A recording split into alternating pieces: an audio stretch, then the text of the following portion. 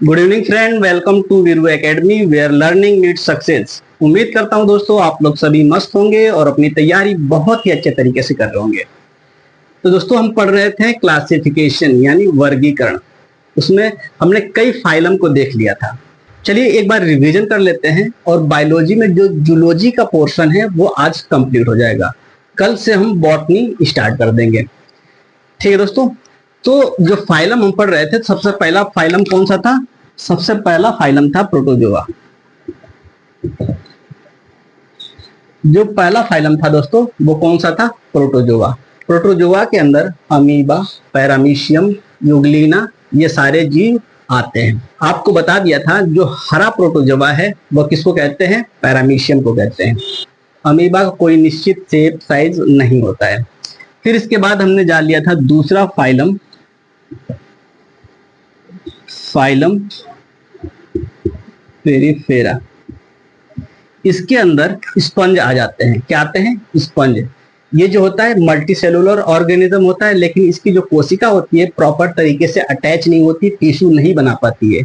इस वजह से इसके अंदर बहुत ही होल्स पाए जाते हैं जो कि एक गद्देदार होता है। इसके बाद हम फाइलम जाने थे तीसरा, सिलेंड्रेटा। इसके अंतर्गत पहला तो आ जाएगा हाइड्रा, जेलीफिश और कोरल रिफ। कोरल रिफ तो हमने सारी चीजें पिछले वीडियो में आपको बता दिया है।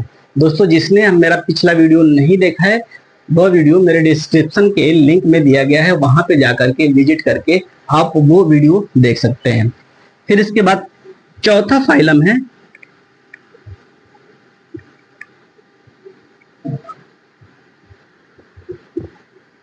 प्लेथीहेल्मिन्थेस। प्लेथीहेल्मिन्थेस के अंदर टेपवार्म और फ्लैटवार्म आ जाते हैं। यह जो प्लेथीहेल्मिन्थेस फाइलम है दोस्तों वह इंसानों के अंदर रोग पैदा करता है। ठीक है, जैसे डायरिया वगैरह हो गया या फिर पेचिस वगैरह हो गया। और एक और होता है फाइलम दोस्तों पांचवा, इसको कहते हैं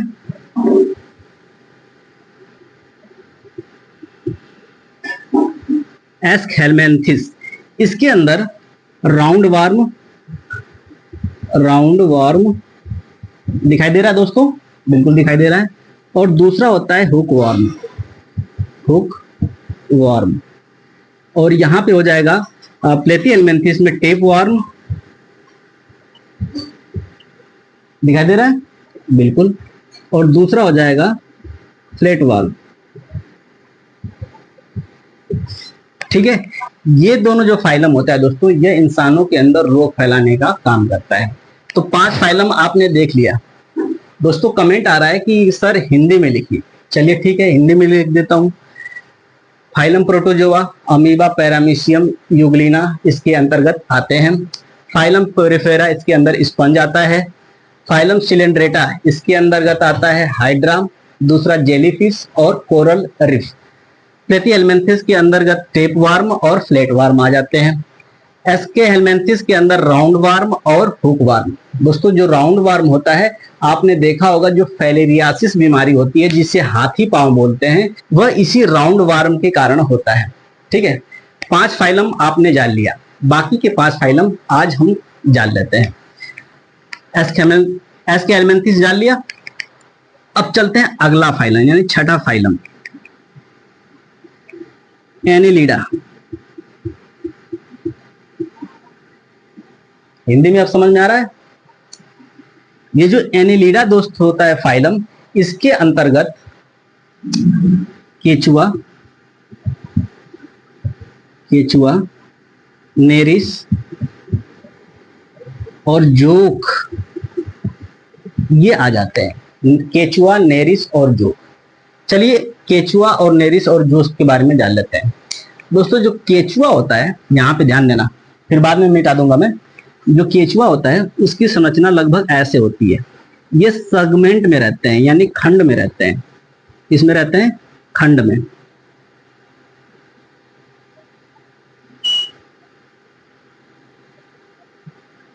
लगभग ऐसी संरचना होती है केचुआ की। इसको केचुआ, ठीक है।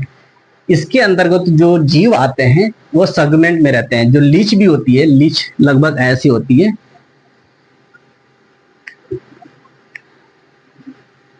ऐसे वो भी होती है। ये इसका आकार चेंज होता रहता है, इसका आकार चेंज भी होता रहता है। ठीक है दोस्तों, तो ये क्या होता है, सेगमेंट में रहते हैं, यानी खंड के रूप में पाए जाते हैं। एक सेगमेंट ये हो गया, फिर ये सेगमेंट हो गया, फिर ये सेगमेंट हो गया, ऐसे ही कई सेगमेंट होते हैं। बात करें और इसकी, तो इसके अंदर कितने हृदय पाए जाते हैं? इसके अंदर 8 हृदय पाए जाते हैं। हमारे अंदर कितने हृदय पाए जाते हैं? इसके अंदर तो 8 हृदय पाए जाते हैं हमारे अंदर। काश कहीं ऐसा होता कि 2 दिल होते सीने में। दोस्तों ये काश की बात हो रही है, यानी पाया जाता है एक ही, लेकिन काश कहीं ऐसा होता कि 2 दिल होते सीने में, एक टूट भी जाता इश्क में तो तकलीफ ना होती जीने में। तो इंसान के पास सिर्फ एक ही दिल है, लेकिन भाई साहब इसके पास 8 दिल है।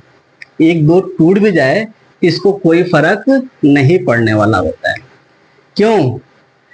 इसमें यहां तक तो में आधा हिस्सा तो मेल का होता है और आधा हिस्सा जो होता है वह फीमेल का होता है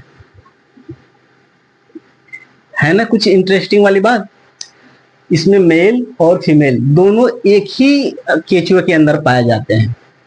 कभी कभी यहाँ पे आप टच करेंगे तो ये कहेगा कि भाई साहब तो नहीं कह सकता, एक ही में है, हस्बैंड वाइफ होते हैं, क्योंकि ये रिप्रोडक्शन भी करते हैं। तो ये कहते हैं अजी सुनते हो, ये मुझे कोई यहाँ से छेड़ रहा है, एक काम करिए मुझे दूर लेके चलिए। तो ये क्या करता है, फिर इधर से चलने लगता है। ये इसका मेल वाला पार्ट या फीमेल वाला पार्ट क्या होता है, इधर से चलने लगता है।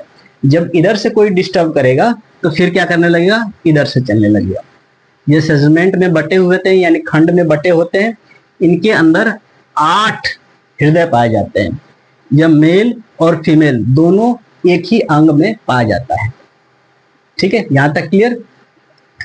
इसके और इसके दोनों के ऊपर यदि आप नमक डालेंगे तो ये मर जाते हैं। क्यों? क्योंकि इसके अंदर प्रघात हो जाता है। प्रघात हो जाता है, जो नमक होता है वह कंसंट्रेटेड सॉल्यूशन होता है, जो इनके अंदर प्रवेश कर जाता है और इनके प्लाज्मा को या फिर कोशिका को नष्ट कर देता है, जिसकी वजह से ये क्या होते हैं, मर जाते हैं। तो आपने जान लिया दोस्तों कि एनेलिडा ग्रुप के अंदर क्या आते हैं, केचुआ, नेरिस और जोक। इसकी क्या खासियत होती है ये भी जान लिया दोस्तों।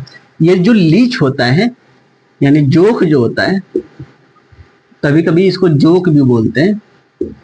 ठीक है, तो ये जो लीच होता है यह एक रक्त पिचासु एनिमल्स होता है या जीव होता है।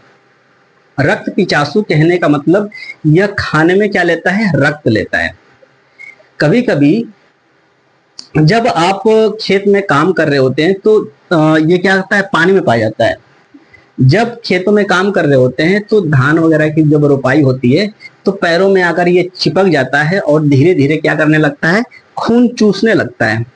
ठीक है, तो ये क्या है, रक्त पिचासु है। इसके रक्त चूसने की जो गुण है दोस्तों, यह एक ट्रीटमेंट के रूप में भी यूज करा जाता है, जिसे लीच थेरेपी बोलते हैं। उसमें क्या होता है, मान लेते हैं यहाँ पे कोई व्यक्ति है, ये कोई व्यक्ति है,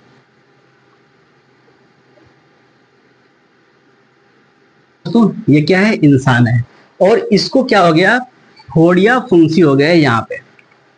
अब यहाँ पे क्या होता है, खराब ब्लड इकट्ठा हो जाते हैं और यहाँ पे स्वेलिंग आ जाती है। तो लीच थेरेपी के द्वारा क्या होता है, यहाँ पे लीच यानी जोक को ऐसे चिपका दिया जाता है। और लीच क्या करता है, यहाँ पे वायरस, बैक्टीरिया, फंजाई जितने भी का अटैक हुआ होता है उन सारे को, या ब्लड या फिर खराब रक्त जो होता है उसको क्या होता है, सक कर लेता है, चूस लेता है, और वहां पे जो घाव होता है उसको भरने में मदद करता है। तो ये जो प्रक्रिया होती है इसको क्या बोलते हैं, लीच थेरेपी बोलते हैं। और ये दोस्तों हमेशा साथ रहते हैं। केचुआ जो होता है हमेशा दोनों एक साथ रहते हैं, क्योंकि एक ही वो केचुआ के अंदर मेल और फीमेल पाए जाते हैं। यह एक अच्छा एग्जाम्पल है उस गाने का नाम है सातों जन्म में तेरे मैं साथ रहूंगा यार। ठीक है, तो ये साथ ही रहते हैं दोनों एक साथ, मेल और फीमेल। ठीक है, इसके अंदर 8 हृदय पाए जाते हैं, सेगमेंट में पाया जाता है, और ये दोनों तरफ मोशन या मूव कर सकता है। यह लीच जो होता है यह रक्त पिचासु जीव होता है, वह रक्त को पी करके अपना भोजन प्राप्त करता है, और एक बार यदि रक्त पी लेता है तो लगभग 1 महीना तक जीवित रह सकता है, क्योंकि जब ये पीता है तो इकट्ठे पी लेता है अच्छा खासा कि पता ना बाद में मिले या ना मिले। ठीक है, अगला है नेरिश। नेरिश जोक की तरह ही एक प्रजाति होती है, एक जीव होता है जो यहाँ पे बोर्ड पे दिखाया गया है। इसको मिटा दो दोस्तों। लीच जान लिया आपने, जोक और जो केचुआ है उसको भी जान लिया। अब हम अगले फाइलम पे चलते हैं जिसका नाम है आर्थ्रोपोडा। क्या नाम है? आर्थ्रोपोडा।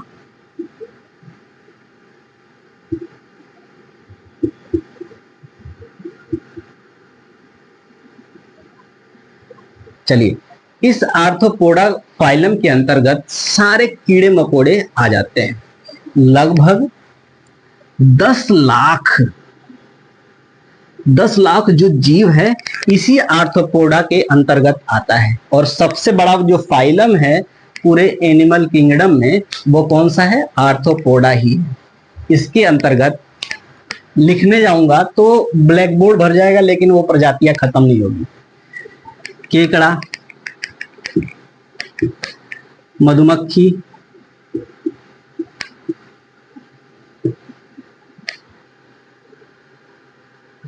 बिच्छू, तितली,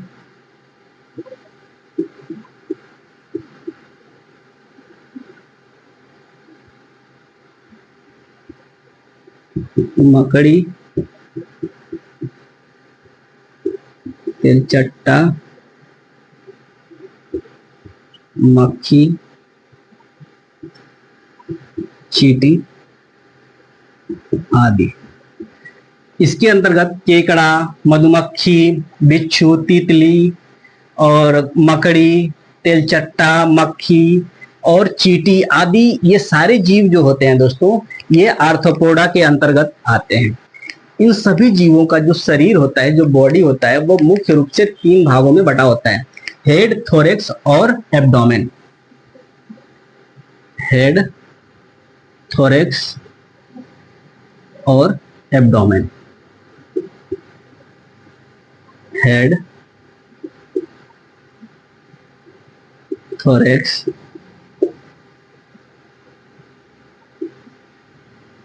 ये हो जाएगा सिर, वक्ष और उदर। ठीक है, हेड, थोरेक्स और एब्डोमेन, हिंदी में इसे कहेंगे सिर, वक्ष और उदर। ये 3 भागों में ये बटे होते हैं। ठीक है, यदि पैर की बात करें, 6 से लेके 8 जो होते हैं वो पैर पाए जाते हैं, या 3 पेयर या 4 पेयर पैर इसके अंतर्गत पाए जाते हैं।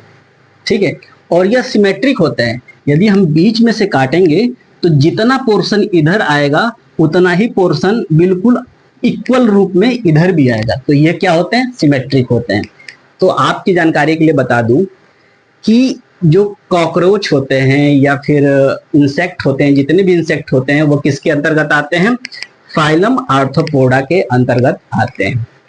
इनके अंदर 3 से 4 पेयर जो होते हैं वो पैर पाए जाते हैं। वह 3 भागों में बटे होते हैं: हेड, थोरेक्स और एब्डोमेन। बात करें हिंदी में तो सिर, वक्ष और उदर में यह क्या होते हैं? बटे होते हैं। और ये क्या होते हैं? सिमेट्रिक होते हैं। जितना पोर्शन बीच में से यदि काटेंगे तो जितना पोर्शन इस साइड आएगा उतना ही पोर्शन उस साइड भी आएगा। यानी बात करें किलो की तो जितना इस साइड का किलो आएगा उतना ही इस साइड का आएगा। जो चाइना वाले होते हैं दोस्तों, इस आर्थ्रोपोडा ग्रुप को बहुत ही पसंद करते हैं। इस वजह से, हालांकि सही भी है, यदि वो अनाज खाने लगेंगे दोस्तों तो आधा से ज्यादा अनाज वही खा जाएंगे चाइना वाले। एक तरह से देखा जाए दोस्तों, आप सोचिए आने वाले समय में जिस हिसाब से पॉपुलेशन बढ़ रही है, यानी जनसंख्या बढ़ रही है, तो क्या आपको ऐसा लगता है कि जितना लैंड है, जितना कृषि होती है, उसके आधार पे सभी को भोजन मिल सकता है। चाइना बहुत ही चालाक है। वो क्या कर रहा है, वो फ्यूचर भाप लिया है अपना। वो जानता है कि आने वाले समय में इतनी पॉपुलेशन बढ़ जाएगी कि इंसान को खाना मिलना मुश्किल हो जाएगा। तो वो किस पे आएंगे, इन्हीं जीवों पे आएंगे जो कि ये इंसेक्ट के अंतर्गत आते हैं, जैसे एनेलिडा और आर्थ्रोपोडा। हालांकि वायरस बैक्टीरिया को तो वो खा नहीं सकते, हालांकि खाने वाली चीज यदि पा जाते हैं वो तो खा भी जाते हैं, लेकिन वो सूक्ष्म जीव होते हैं, वो दिखते नहीं है। जो बड़े बड़े कीड़े होते हैं उनको तो खाए जाते हैं ना ये। तो दोस्तों ये जो चाइना और जापान वाले हैं, इन्होंने फ्यूचर को भाप लिया है। उन्हें पता है कि आने वाले समय में भोजन की कमी होगी तो आदमी इसी पे आश्रित होगा, तो क्यों ना हम अपने जीन में इन सारी चीजों को डालने की, हाँ हमारे पूर्वज इसको खाते आ रहे हैं तो हमने इन सारी चीजों को एडॉप्ट कर लिया है। हालांकि चाइना और जापान के अलावा और कोई देश इसे एडॉप्ट नहीं कर पाता है। आने वाले समय में यही एक महाशक्तियां बनने वाली है। मेरी बातों को आप लोग याद रखें। तो ये हो गया आर्थ्रोपोडा। अब अगले फाइलम पे चले।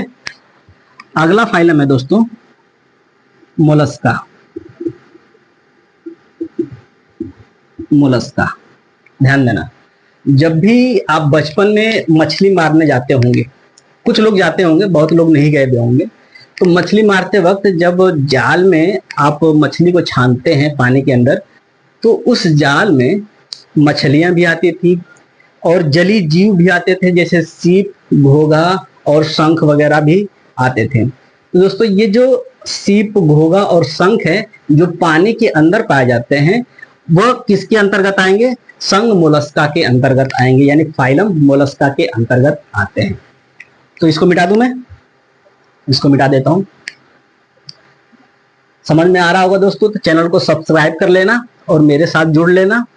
और सब्सक्राइब करने के बाद दोस्तों बेल आइकन जरूर दबाना, ताकि जब भी मैं कोई वीडियो अपलोड करूं तो उसका नोटिफिकेशन आपके पास पहुंच जाए और आप सारी चीजों को जान लें। तो बात कर रहे थे दोस्तों मोलस्का।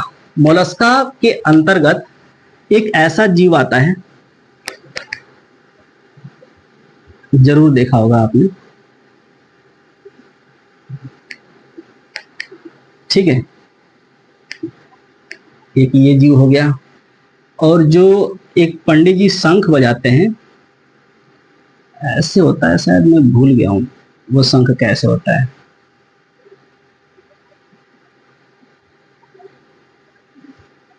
ऐसे होता है, यहां से हम फूंकते हैं, यहां से फूंकते हैं तो उसके अंदर से आवाज आती है। जो जब भी आप पूजा वगैरह सुनने जाते हैं तो वहां पे आपने देखा होगा, जो पंडित जी होते हैं यहाँ से फूंकते हैं मुंह लगा करके और आवाज आती है, और सारे लोग ऐसे हाथ जोड़ के खड़े हो जाते हैं, या बैठे, जो बैठे हैं वो बैठे ही रह जाते हैं, ठीक है। तो ये हो गया शंख, हो गया शंख, हो गया घोंघा, हो गया सीप। ऐसे तरह का संरचना होती है, ऐसे इसको निकालेंगे तो इसके अंदर मोती भी पाई जाती है, सीप में मोती जो कहते हैं, ऐसे, ठीक है। तो सीप भी आ गया। तो इसके अंतर्गत सीप, घोंघा, शंख वगैरह जो होते हैं वो किसके अंतर्गत आते हैं, मोलस्का के अंतर्गत आते हैं।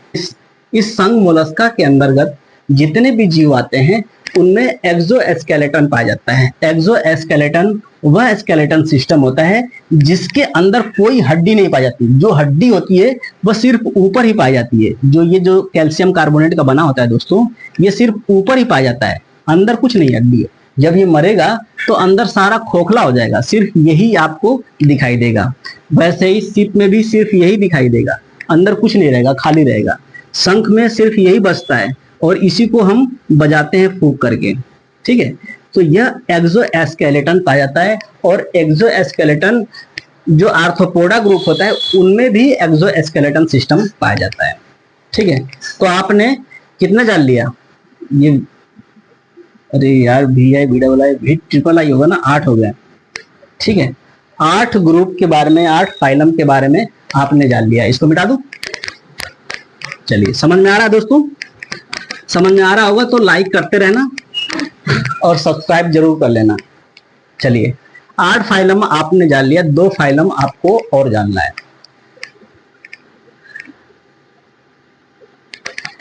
नौवां फाइलम होता है दोस्तों इकाइनो कार्डेटा। इकाइनो कार्डेटा के अंतर्गत हड्डी तो पाई जाती है लेकिन हड्डियां जुड़ी नहीं रहती है। इसका एग्जाम्पल होता है, आप बताइए कौन सा जीव है? बिल्कुल सही जवाब आपका, ये है दोस्तों स्टार फिश। क्या है? जितने भी फिश होते हैं वो एक्चुअल में फिश होते नहीं है। स्टार फिश फिश नहीं है बल्कि इकाइनोडर्मेटा का एक जीव है। ठीक है, फिश एक अलग ही फाइलम होता है जो कार्डेटा के अंतर्गत आता है। मैं इसके बाद उसी को बताने वाला हूं। तो इकाइनो कार्डेटा में कौन सा जीव आ जाएगा? स्टार फिश आ जाते हैं। जो हड्डियां होती है इसके अंदर हड्डी पाई जाती है लेकिन हड्डियां जुड़ी नहीं रहती है। ठीक है, इसके बाद 10वां फाइलम होता है सबसे इंपॉर्टेंट, जिसके अंतर्गत हम आते हैं, वह है कार्डेटा। कार्डेटा, इसको बहुत ही ध्यान से देखना है आपको दोस्तों। वे जीव जिनके अंदर रीढ़ की हड्डी पाई जाती है और हड्डियां पाई जाती है, जिनके अंदर पूंछ पाया जाता है, वो किसके अंतर्गत आते हैं? कॉर्डेटा ग्रुप के या कॉर्डेटा फाइलम के अंतर्गत आते हैं। अब दोस्तों पूंछ की बात हो रही है, वर्टिब्रेट की बात हो रही है, पंख की बात हो रही है, तो इस आधार पर हम सारे जीवों को देख लेते हैं। यहां पे मिटा दूं, चलिए दिखाई दे रहा दोस्तों। 10वां ग्रुप कौन सा हो गया? कार्डेटा। इसके अंतर्गत आ जाएगा पहले पंछी। पंछी भी आते हैं कार्डेटा में क्योंकि इनके अंदर भी रीढ़ की हड्डी पाई जाती है। तो पंछी की जो हड्डियां होती हैं वो क्या होती हैं? खोखली होती हैं, पहली बात। दूसरी बात, जो अगला हाथ होता है वह एक पंख के रूप में होता है। किसके रूप में होता है? पंख के रूप में होता है। और जो पंख होता है उन्हें उड़ने में मदद करता है। और हड्डियां जो होती हैं खोखली होती हैं, इसके कारण भी उन्हें उड़ने में मदद मिलती है। ठीक है, तो हड्डियां खोखली होती हैं। जो अगला हाथ होता है वो पंख होता है जिसे वह उड़ सकता है। दूसरी बात, पंख का एक और काम होता है दोस्तों, उसके शरीर का जो तापमान होता है उसको बरकरार रखने में मदद करता है। और यही कारण है जब वो अंडा दे देता है तो अंडा देने के बाद उसे प्रॉपर गर्मी प्रदान करने के लिए अंडे को, वह उसी के ऊपर बैठता है अपने पंखों को फैला के, ताकि अंडे को प्रॉपर तरीके से क्या मिल सके? गर्मी मिल सके, जिसकी वजह से अंडे में जो बच्चा है वो बाहर आ सके। अब बात कर लेते हैं दोस्तों इसकी ओवरी की, यानी अंडाशय की। इसके अंदर एक ही ओवरी पाया जाता है। ठीक है, तो पंछी के बारे में आपने जान लिया। दूसरा है मत्स्य। मत्स्य यानी मछली। दिखाई दे रहा है?